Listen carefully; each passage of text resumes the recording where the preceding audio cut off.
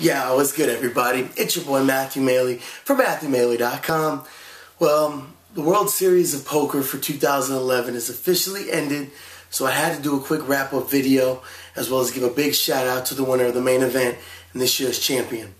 So as you guys know, World Series started over the summer 2011, and after 57 events, as well as World Series of Europe, we got down to event 58. Well, actually, the World Series of Europe was in between there, but whatever. So event 58 was the $10,000 buy-in called the main event. For those of y'all who don't know, that is the premier event in poker. That is what every poker player dreams about.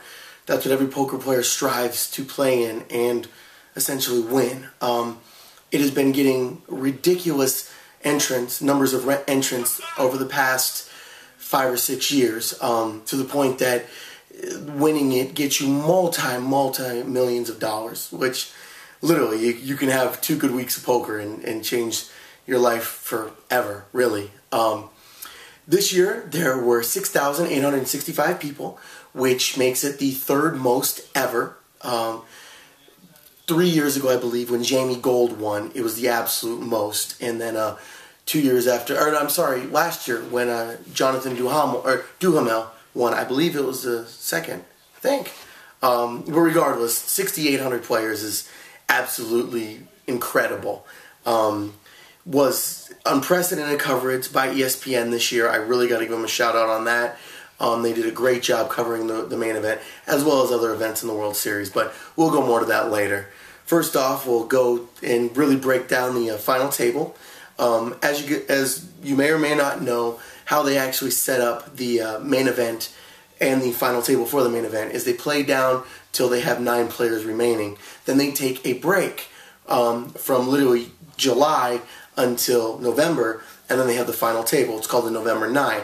And they do that simply so everybody, the public, is able to watch all of their hands, and you get a buzz going about the players and everything building up to the final table. So final table, those final 9 players came back in November, and they set it up for a two-day, essentially a 2-day play session. First day was on Sunday, and they played down until there were 3 players remaining, and then they came back on Tuesday to finish off for those final 3. Now, one thing that's really cool is all the regular hands of the tournament take place in the conference center at the Rio, but for the final table, they actually move it into the Penn and Teller Theater, which is a good-sized theater. It's where the Penn and Teller show takes place at the Rio. So it's a really cool setup. It's literally almost like a soccer match or something. You've got everybody's individual groups of supporters cheering and chanting and wearing costumes and t-shirts, and it's unlike anything I've ever seen in poker, and I've only been in the game for, 7, 8 years or so. I can't even imagine how crazy this is for people like Doyle Brunson, Amarillo Slim, Puggy Pearson, Bobby Baldwin, watching where the game's gone from having 35 guys together back in the 70s till this. It's got to be remarkable. But the final table was a good mix-up, a good mixture of a lot of really solid players. Started off pretty evenly. Nobody got eliminated for, I believe, 2 hours of play. Then Sam Holden ended up getting knocked out in 9th place, which he really never got anything going once he got to the final table, and kind of just got blinded down and finally got knocked out. In 8th place was a player that I actually thought was going to come into the final table and really make some waves. His name was Anton Makievsky. He was actually had the chance to become the youngest main event winner of all time, beating Joe Cata, and came into the final table playing very aggressively and running very well. At one point, he was a chip leader, I believe, on day 7, 6, 7, 8, somewhere in there, and he had been playing very, very good poker. So I really was excited to see him come in, but as soon as he came in, he just couldn't get any footing going, and next thing you know, he got knocked out. And like I said, he had the potential to be the youngest champion ever, so that would have been cool. Next was actually Bob Bunara, who was the only of the 9 players who was actually an amateur. Also was the oldest player at the final table. amateur guy from Belize, actually is co-owner of a card room down there, and he was fun to watch. He definitely had a lot of emotion, wore it on his sleeve, as did his supporters. And while he made some suspect to be nice calls, he did play pretty well. And I will say I was surprised he even made it to the final table. Especially was surprised he didn't get knocked out first, but congratulations to him. He definitely played well. Another one of the cool storylines, it's like every main event, there's always cool storylines. Last year was the year of the Mizrachis, where all four Mizrachi brothers made it to the final, or I'm sorry, not to the final table, that would have been nuts. Made it to the money, which had never been done before, especially considering the fact that one of the brothers, Donnie, is actually a magician. He's not even a professional poker player. So that was pretty cool, especially since Michael was in the runnings for Player of the Year after having a great year last year. So that was really cool. But this year's, little fun anecdote, in addition to Ben Lamb, which we'll get into more of that later, but was Egan O.D., who is an Irish player and actually played pretty well. He also was chip leader at one point.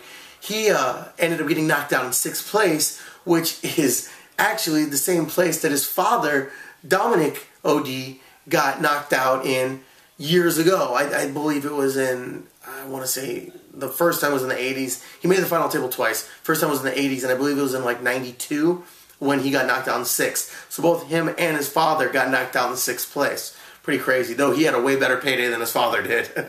Poker back then, 6th place would have gotten you maybe a couple $100,000. Shit, maybe even not even that. Now, his 6th place got him, I want to say 1.8 million, 2.3 million, somewhere around there. So it was crazy. Then in 5th place was a guy that I actually really was picking to contend with Ben Lamb to take down the championship. I really picked it to be Phil Collins and Ben Lamb to go heads up. They both were playing so very well. They were just grinding it out, making great reads, great decisions, playing very well, and both had a very aggressive play style. But I don't know really why, but over the break, maybe Phil Collins was watching some Phil Hellmuth like I've been, and he really changed up his play style. I also know that he was somewhat card dead and really couldn't get any traction, get anything going, and was treading water for a while. But he started making a lot of plays where he would limp under the gun or in early position. And while Phil Hellmuth was thought it was very good what he was doing, Phil Hellmuth and Antonio Sfondiari were in the booth along with Lon McCarron and later Norman Chad doing the play-by-play. And while Phil was very impressed with his play, Antonio was questioning it. And while I do like using that play somewhat, he fell back on it almost every round. It seemed like every round he was calling from under the gun, just calling. Whether it meant he had ace-king or whether it meant he had, 2-4 offsuit. So it really, there were a couple of hands, a couple spots, especially when he played against Ben Lamb and another hand later with Pius Hines, where he had no idea where he was in the hand, and he really could have played it better. One specifically was with an ace-queen, I believe, and another one was with an ace-8 versus an ace-7. He actually had the ace-8, Ben Lamb had the ace-7, and I really think he could have taken the pot down if he would have raised instead of simply calling, letting Lamb raise, and he had to fold. So I really was disappointed when he ended up getting knocked out in 5th place because I thought he was one of the better players, and I really did think he was going to make a run for the final there. But he really just couldn't get anything going. In 4th place, ended up going to Matt Giannetti. Which Matt Giannetti, I thought was playing a very good game. He was very composed, very calm. He took a couple bad sick beats and was still able to just keep going earlier in the tournament. He ended up coming into the final table. I believe he was second or third in chips when he came into the final table, but ended up getting knocked out in 4th place.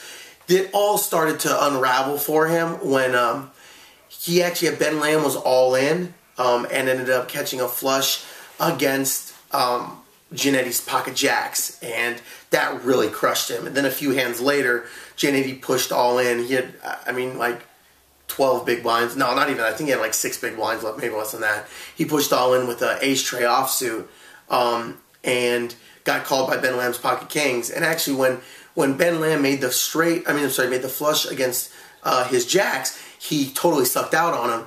Well, this time, everybody's saying, well, maybe Giannetti can get him back. Yeah, Lamb flopped quad kings. So he killed that notion pretty quickly. And talk about gut shot. Giannetti went from being huge in chips to out in the process of 3 or 4 hands, and then to get knocked out by quad kings. It was pretty brutal, to say the least. But then they actually ended the poker session for Sunday. Now that Sunday had their final 3, that being Payos Hines, Martin Stashko, and Ben Lamb. So they came back down. They came in for Tuesday to run the final 3, and the very first hand, I guess he was just trying to make too much of a steal play and got too invested and had to call. But Ben Lamb raised with King Jack and got called by Martin Stashko's pocket 7s. He actually raised, Stashko re-raised. Lamb pushed all in, just trying to take it down there, and ended up getting called by the pocket 7s, and it didn't pair up. The King Jack didn't pair up, so he went from being huge in chips, he was in second place to Payos Hines. Payos Hines had like 90 million. He was stacking really well. But Lamb had a decent setup of chips, and very first hand just tried to steal, got a little overly aggressive, played King Jack way too hard, and honestly, he got the best result he could hope, having, going up against the pocket 7s. But nothing could hit, and next thing you know, he's crippled, and a few hands later, he's done. It was crazy to me that you could have a player that good with that decent setup of chips and just push like that. I don't get it. Honestly, I don't get it at all. But so then we were down to heads up, and that's when the real fun started. Got down to heads up, and Payos was still in the lead, but within a few hands ended up getting the lead to Martin Stashko. And Stashko came into the final table as the chip leader. When it was at 9-handed, he ended up losing some, but was able to gain the chip lead back against Payos Hines. And it ended up being over 6 hours long of a heads-up match, which is just awesome to me. That is as cool as it can get to me, simply because that is, in my opinion, where the poker really comes out. When you get to heads up, that is, in one of the ways, the most pure. Everybody says Texas Hold'em, no limit Texas Hold'em is the Cadillac of poker. Doyle Brunson says it's the purest form of poker that there is. Really the only pure form left. In my opinion, heads up, no limit Texas Hold'em is even more pure. It is the absolute purest of the pure. And that's when you get to see real poker. That's when you get to see real action, real reads, real just maneuvering. And I love heads up. So it ended up going over 6 hours long. And the chip lead changed 9 times. Went back and forth 9 times. Till finally, with about a 5-1 chip lead, Payos Hines made a raise with Ace-King offsuit. Was re-raised all in by Stashko with 10-7 suited. And he was obviously just trying to steal, and build up his pot a little bit. And, of course, obviously, Payos Hines called it.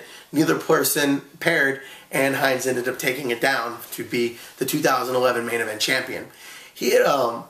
Stashko actually was the very first player from the Czech Republic to make the final table, so that was kind of cool.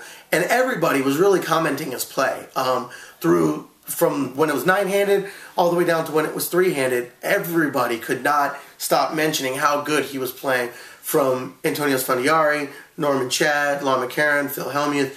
And that's definitely not a bad thing, to have your play being, talked about in such a positive light from some of the absolute best players and minds in poker. So that's pretty cool. He ended up taking home $5.3 million, if I'm not mistaken, for second place. But the night was Payos' night, and, he took it down. Congratulations to him. He played very, very well. He battled back from a couple times when he was low. He was really low. But he ended up becoming the very first German player to ever win the main event. He is the second youngest player to Joe Cata. Excuse me. And he actually started off 7th at the final table. So he was able to make a good comeback from 7th place, work his way all the way up until he had, I think it was over $200 million worth of chips, every single chip in play, and became the 2011 main event world champion. So one thing that I really did want to comment on, well, first off, it was cool. The final table actually lasted 301 hands, so you got some good play in there, and over, if I want to say 119 of them were in heads up alone, or 114. There were 119 from three-handed, and Ben Lamb got eliminated in 5 hands. So there were 114 of heads up that took just about 6 hours, a little over 6 hours. So it still is the longest heads up match ever. Tom McAvoy still holds the record there, but it was still really, definitely a back and forth heavyweight tilt, if you will. One thing I really wanted to mention was how good of a job ESPN did this year. I will say I was definitely against the concept of the November 9 when I first heard about it, when I first heard that you were going to stop a tournament for 4 months just for the sake of people getting to watch it on TV. So, me being a purist from the poker standpoint, my thought process is if I'm running really well, the worst thing that can happen to me is I've got to go and stop for 4 months. That gives everybody a chance to watch my play, study up, get poker coaches, learn, da-da-da-da. So I was really against it. But I will say, after the first couple years, I still didn't like it, but I was understanding of it. This year, good job, ESPN. You got it right. You guys truly got it right. That is how live poker should be broadcast. Thank you to the Las Vegas Gaming Commission for making a ruling to allow poker to be broadcast how it was. I know that it was a new thing to where, well, for those who didn't watch it, I'll give you a little background on it, but they actually broadcast the entire World Series live while it was happening, the entire main event, on ESPN3.com, which, if you don't know, is the ESPN website where they run all, different sporting events, TV shows on their station, a lot of their programming, as well as poker. And while there were not whole cams, excuse me, my voice is going, I need some water apparently, I've been talking about poker a while, while you were not able to see the actual hands unless they came to a showdown or somebody exposed, it still really gave you the feeling of being there. It still gave you that, the expert opinions, the expert analysis. And what was cool is they, through the entire web viewing, they kept bringing in different pros. So you had Antonio in there for a bunch of hours. You had Phil in there for a bunch of hours. They just brought in all these different players, which I really thought was cool because it gave another viewpoint other than just Lon and Norm. And while I like Lon McCarron and Norman Chad, they get a little overbearing after a while. And it was really cool getting other colored people in there, other ESPN personalities in there. So that was something I really liked that they were able to do while broadcasting. And even though you couldn't see the whole cards, I still thought it was pretty cool. So then, even though I'd watched it all live, I then went back and watched it when they broadcast it on TV after they had already taped it, edited it, added all kinds of, the whole cards to each thing, all the graphics, pictures, all that stuff, and really put a finished product. And one thing that was cool is since I'd watched it from the naked viewing, if you will, seeing the fully done up, edited, broken down version was actually pretty cool as well to see both of them. And honestly, I kind of liked watching it live more, even though I couldn't get to see the whole cards. You just felt that energy of it. So we were able to get all caught up, and that's when it came down to the final table. And they actually broadcast every single hand of the final table from 9-handed till the close of it. And I really like that because one thing that's so difficult to explain to new players, I even went through it as well, that have learned by watching it on ESPN and not by watching it on Poker After Dark, because Poker After Dark does it right. I'm sorry, High Stakes Poker. Sometimes Poker After Dark does it right, but High Stakes Poker, they actually broadcast every single hand. Whereas, for the longest time, ESPN, they only broadcast the hands that are exciting.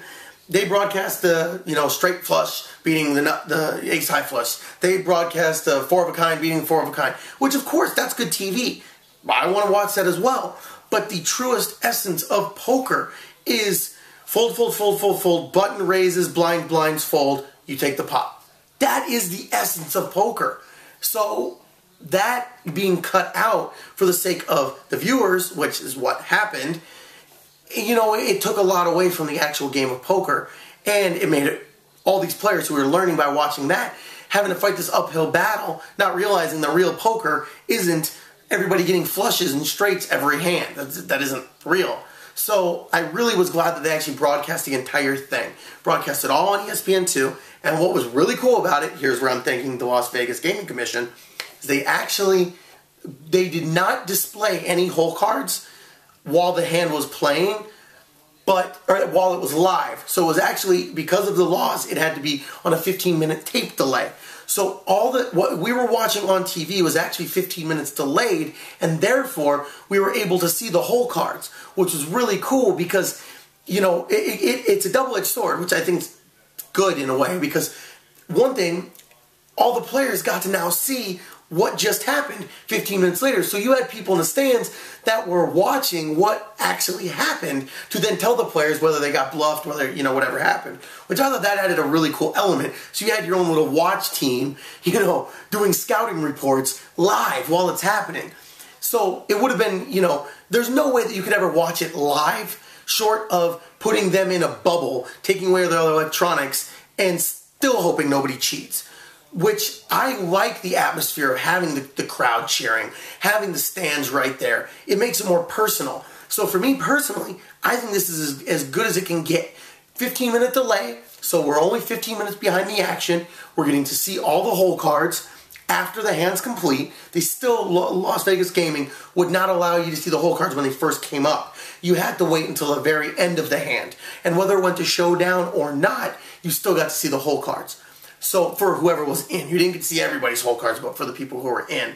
And it was really cool because it still had a very naked feel to it. It still had a very unpolished feel because you still had the poker pros, Antonio Sfondiari, Phil Hellmuth, who were the two who did the most of it, with Lon for the most part, then Norman later on, giving their own insight about what they thought the hand was going to be because they haven't seen the cards yet. And then when they were exposed, seeing if they were right, and got to give a shout out to Antonio Sfondiari. He was right more times than anybody else was. He called the hands exactly numerous times. So big ups to him. And he's a great personality on TV. I think he's a very good announcer. And if he ever does quit playing poker, I guarantee you he'll start announcing, being a broadcaster, because he flows very well with it. So it was just very cool to see everything, how they did it. Obviously, the production value of the final table, how they do all that, we already know that's amazing. ESPN, Jack League's Beef Jerky, they just do an amazing job with that. So that already was awesome. But the fact that they actually figured it out and they got the broadcasting done right just took the overall viewing experience for me to a whole nother level. And from a poker player standpoint, I was very, very happy with the final product. For the very, very deep into poker person like me, as well as somebody who's just learning the game, I really thought that showing every single hand was the truest representation you could give of the game. And I like that ESPN now has enough confidence in poker to give that time, to literally broadcast every single hand from 9-handed to the win. And I mean, it was very well done. I was very happy with that. Another thing I thought was really cool, when Payus did win, they actually kind of like they do with the Masters, where the last winner gives the next one his jacket. And I don't think that he did this with Joe Cata. They might have, but I apologize, I don't remember. But they had Jonathan Duhamel there giving the bracelet to Pius Hines. I just thought that was a really cool added feature, you know, just a little something extra to carry on that tradition of how important the bracelet really is. So overall, it was a great, great, great main event. From the broadcast to the actual gameplay to the entertainment value, I was absolutely blown away by it. So congratulations to Payus again. So everybody made the November 9. All 8 of them are now new millionaires. So congratulations on that. And it really was just a great tournament, great everything. I just really hope it's identical like this next year, except it's me at the final table. It's me winning it. I want to shake Payus Hines' hand and take that bracelet from him. But seriously, it was